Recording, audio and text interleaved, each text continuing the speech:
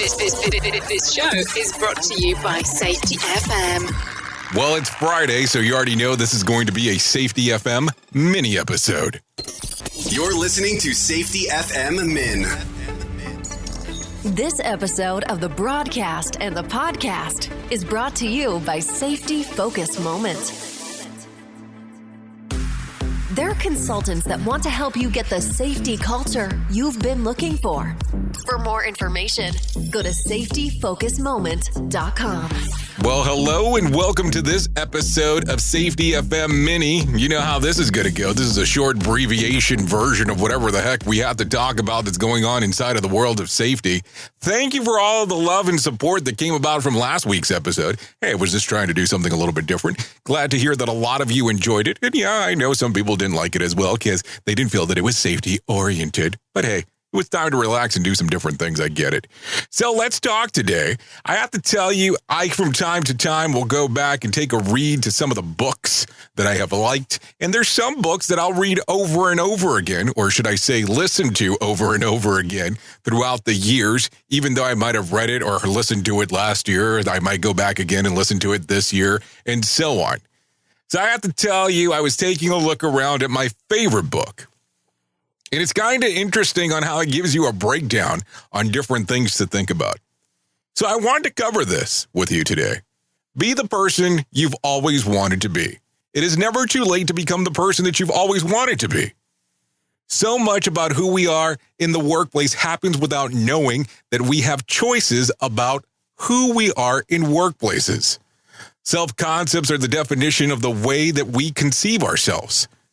What we think about ourselves and the way that you perceive yourself also dramatically changes how other people perceive you.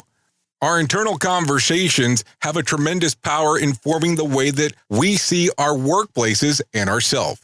Organizations that build special identity cultures spend a lot of time, effort, and money in getting their workers to think in ways that produce higher levels of production. Much of this is sought in control and / identity control is done entirely to make the work more efficient for the company, not for the individual worker. Many of us have trained in the habits of highly effective workers. This type of training does exactly what it promises it will do. This training causes workers to evaluate their internal conversation in order to be more effective workers. This simple revolutionary act, the act of being the person you've always wanted to be, asks you and the workers around you to become more highly effective people who happen to be at work. In many ways, being the person you wanted to be may be the ultimate form of workplace revolution. Be the person you want to be at work, not the person the workplace wants you to be.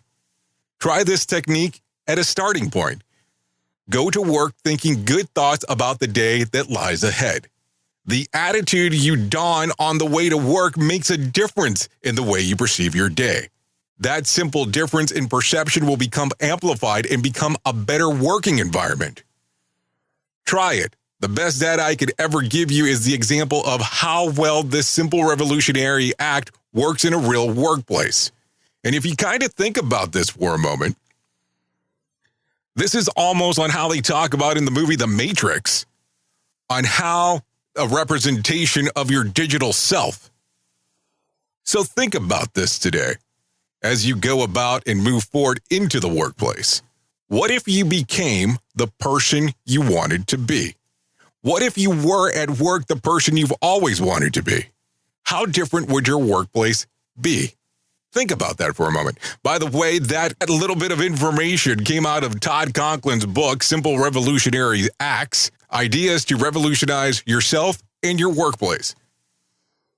Such a great book. If you haven't read it, you should definitely pick it up. Anyways, I've been your safety manager and host, Jay Allen. And until next time, be safe.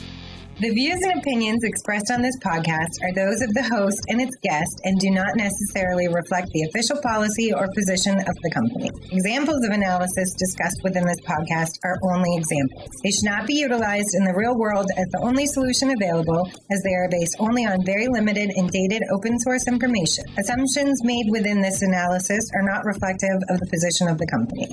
No part of this podcast may be reproduced, stored in a retrieval system, or transmitted in any form or by any means, mechanical, electronic, recording, or otherwise, without prior written permission of the creator of the podcast, Jay Allen.